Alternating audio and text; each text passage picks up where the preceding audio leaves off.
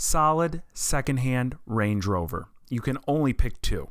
This was a beautifully crafted comment by Miss Eng from our previous video in the series.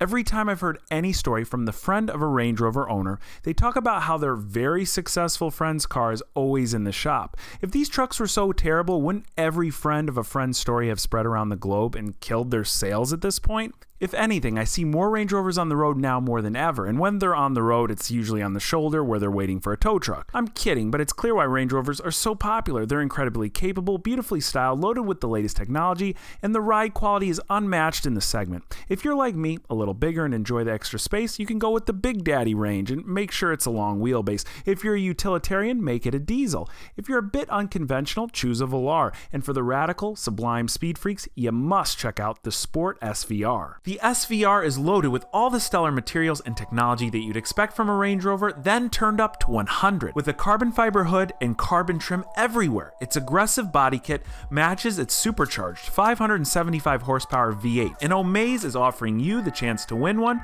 with the taxes and fees included, plus $20,000 cash in the trunk. The SVR is so extreme, they don't just test its performance figures on a track, it's capable of blasting to 60 in under 6 seconds on sand, grass, and gravel. But if you insist on keeping it on tarmac, it will blow the doors off of most sports cars with a sprint to 60 in a little over 4 seconds.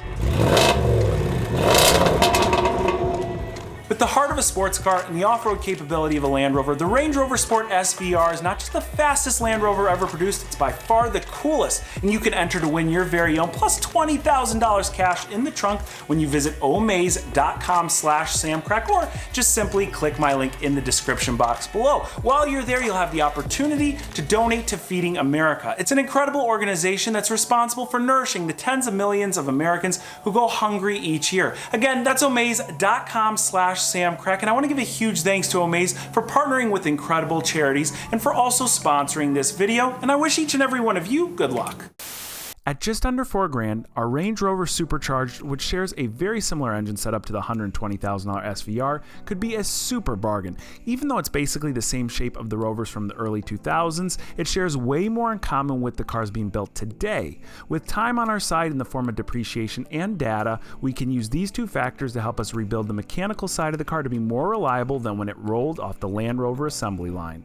It's time to figure out exactly why our Range Rover won't run and why the engine bay was partially disassembled before it was sent to auction. Usually this is a bad sign of some type of catastrophic damage, and while the labor to swap in a replacement engine wouldn't cost a ton, a replacement engine costs in excess of $20,000. Since again, it's almost the same engine used in the current generation Range Rover. Even a used short block is still 5 figures, and anything around that price would defeat the purpose of bringing this one back to life. We started our check by cranking the engine over by hand, which was smooth and somewhat reassuring. Next, I took all the spark plugs out and used this cheap scope camera, which wirelessly connects to my phone screen to record the internals. These scope cameras are really handy for checking in tight spaces and even have attachments to help you recover stuff lost in a dark engine bay. I'll drop a link to the one I have in the description box. Now, I started with the passenger side of the engine specifically because its timing cover was already removed. I'd imagine if there was damage done, it would be on this bank. Rotating the engine by hand and using the scope revealed nothing but the surface of a carbon-covered cylinder, and all 4 were consistent. This was an incredible first sign. Carbon buildup means that everything is still sealed and there's no damage to our head gasket. At this point, I figured we had a home run until I moved to the driver's side. Now on this bank, at first glance, I noticed small half-moon shaped markings on the edges of the pistons.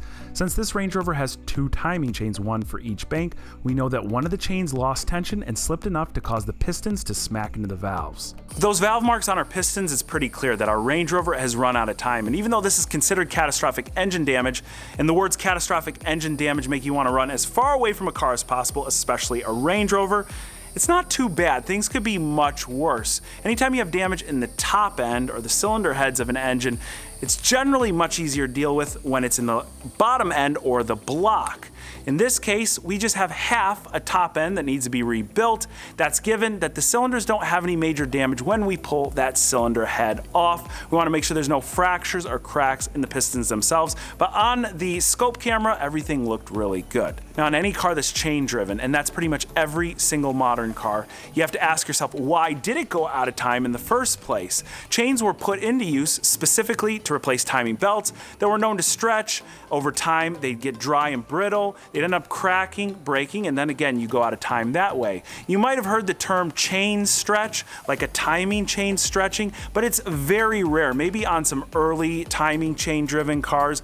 But again, by today's standards, these things have been pretty well figured out, and timing chains are lifetime systems that are meant to last the life of the car. Now, there are a ton of components that go into any timing system, whether it's belt or chain driven, and it's usually the components themselves that fail and not the chain. I'm going to tell you how each of these could fail. I'm going to show you the failure point on our 5.0 Range Rover, or at least what I suspect to be our failure point. So here is our timing guide. Now you can see the top end is made of plastic, the bottom is of this aluminum. Now this sits in place and our chain runs alongside the top of the plastic in this channel here. Now a lot of you might think that's a recipe for disaster. You've got a metal chain running against plastic. Now you have to keep in mind this is placed internally in the engine, so it will stay well oiled, and they've pretty well figured these things out. There were cases in the past, especially on Volkswagen Audi products, of the plastic part of the guide eroding away, withering away, and then think about it. Look, if you lose a chunk of plastic, you've got that much more space for your chain to have a little bit more slack. You're gonna jump time, you're gonna ruin your engine. But that is not the common failure point on these 5.0 Land Rover Jaguar cars. Then we've got the tensioner. This spring-loaded ram rides up against the back end here of our tensioner. So this puts tension on the chain, which is again resting on this guide. And if the internal spring here loses tension or begins to fail, well, you're gonna again get slack in the chain and jump time. The failure point that is most prevalent on these early 5.0 Land Rover products is actually this tiny little button here in this tensioner. On the old part, this button was made out of aluminum. With the ram pushing up against a soft aluminum button for tens of thousands or even 100,000 plus miles, it ends up just wearing away to the point where this ram will get stuck in this hole when the button is completely gone. Again, you're gonna lose tension, you're gonna jump time. Now this is an updated, uprated model provided by FCP Euro, not just for these demonstration purposes, but we're also gonna end up installing this brand new part in our Range Rover, which should make it more reliable. It is time to start tearing into our Supercharged engine. Remember when we got it, the top of the Supercharger was loose, a bunch of stuff was missing, and then we went ahead and took apart our ignition system. So all the spark plugs are out, the ignition coils are all loose. I put them back so no moisture or water gets in there. But at this point, we got a full top end teardown in store so we can get that driver's side head out.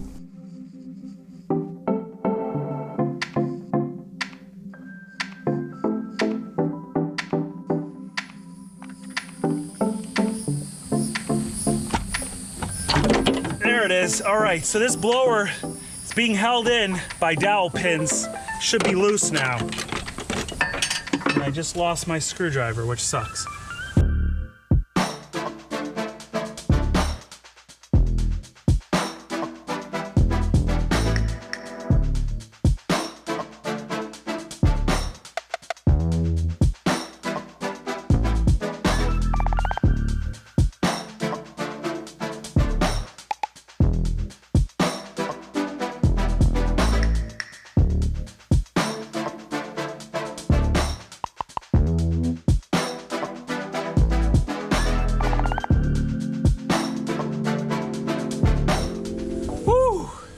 Let's try it now. Let's try it now.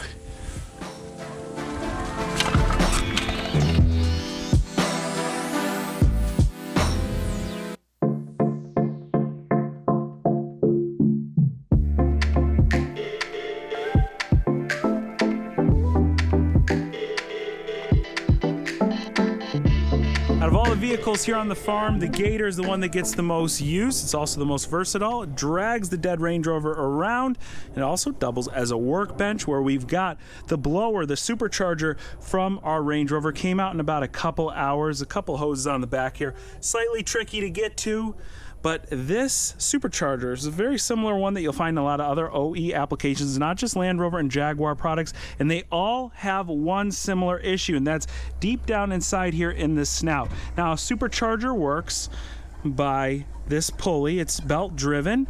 When that pulley spins, it spins these vanes inside, and that shoves air into the engine. That gives you that extra power. But your supercharger pulley should not have play like this. You see how I'm turning it and it's not spinning the vanes? It should spin immediately, and that's because there's a coupler in here. It's made out of plastic and it is cracked. Now, the manufacturers still haven't figured this out. They want to sell you an entire snout to fix this problem at the Land Rover or Jaguar dealership. What we have right here is a $20 coupler off the internet. Supposedly, this is a slightly softer plastic, so as it spins and if you really mash on the pedal and it jerks around really hard, it has the ability to flex just a little bit, so it will last a long time. It's not just going to crack apart like what I expect to find in here. So let's go ahead, tear the snout apart and get that old coupler out.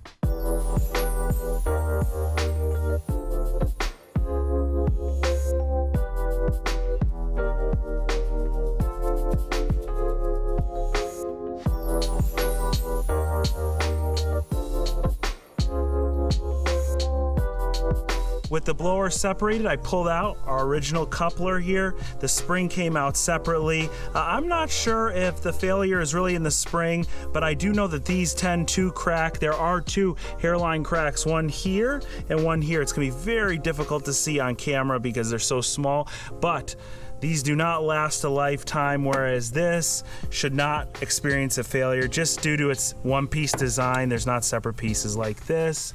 To fit it, all you do is take it and press it in place. But before we go and put it in place and reassemble everything, I really want to clean up all the old RTV gasket material on the supercharger housing. Right here, we have a gasket scraper. This is a really important tool to use. You don't want to use a razor blade and scuff up any edges like this because you want to make sure it seals. You don't want any air leaks.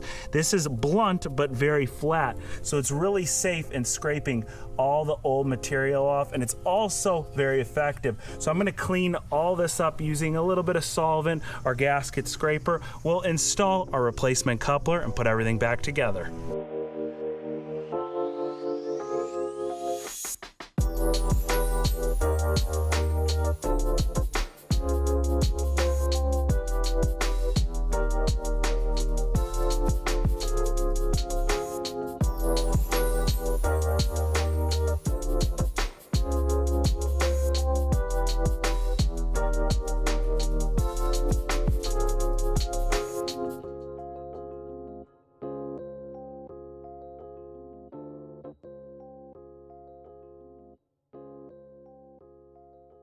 Our Supercharge is repaired and all assembled, and check this out. There is no play now when you spin this pulley.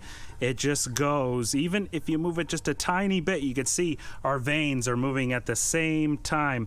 If you hear any sort of knocking noise, you've got a Jaguar Land Rover based supercharged car, another OEM supercharged car. That could be your issue. It's only a $20 part, and if you're ever removing your supercharger for service, it's a worthy upgrade. Our supercharger repair is just the tip of the iceberg when it comes to rebuilding the engine in our Range Rover, but there are a few really key takeaways from it. There will be common themes along with this rebuild. Number one, think about it, just the coupler inside the supercharger failed. Such a small, little, minute, but important component, and there are tons of those in a well-engineered car like a Range Rover. And that means there's a ton of failure points in this car. Number two, there's a revised part that somebody's created and engineered not to fail in the way that the original one did. Number three, these revised parts in some cases are very cheap, like the supercharger coupler being only $20. I think a huge thing we have going for us, since we're going to be inside the engine, we can revise all of the old parts with the help from Nick, our Land Rover tech. He can kind of guide us onto what has been revised now versus when this car was produced in 2011. And that means theoretically, we might have the most reliable older Range Rover ever. Again, that's just theoretically. There's a lot that's going to go into rebuilding this engine. First, that head has to be taken to a machine shop. I imagine between the parts and labor rebuilding the one side head, it's going to be between $300 and $500. The big question is then retiming this engine. A lot of the timing components are the ones that were prone to failure, the ones that are probably in our engine right now, and it's the revised ones that if a dealership carried out the repairs and did all of them would cost you a fortune. I've heard covered between $7,000 and $10,000. That's parts and labor. Now, if we buy the parts from a company like FCP Euro, get a discount on them, get a lifetime warranty on them, might be anywhere from $1,500 to $3,000 or $4,000 in parts. I don't know because I haven't went through and picked out every single part we are going to replace quite yet. I think it might be better to figure that out once we tear into the engine and see what's in there and the condition of the parts now, and that could end up dictating whether we got an incredible steal at $3,850 for this truck or whether it's gonna be a loser. But even at $3,000 or $4,000 in parts, another $500 to rebuild the head, we're gonna be in this Range Rover well under 10 grand. And I think on a dealership lot, it's a $20,000 truck, and maybe in somebody's front yard on a private party sale, it's $17,000 to $18,000. Remember, this is a clean title, one owner vehicle that is in impeccable condition in the interior. The outside is in awesome condition. Mechanically, no leaks. Well, it's gonna be leaking once we take the engine apart, but when it's all put back together, new gaskets, new seals, revised parts, it should be incredible. And if you can't wait for that, be sure to hit that like button. Also, if you're not already following me on Instagram, where I'm posting pictures and video updates on the Range Rover and some of my other projects, before anything goes live here on YouTube, just remember, go right here or click that link in the description box below. Guys, I want to thank each and every one of you for watching today, and I'll catch you very soon.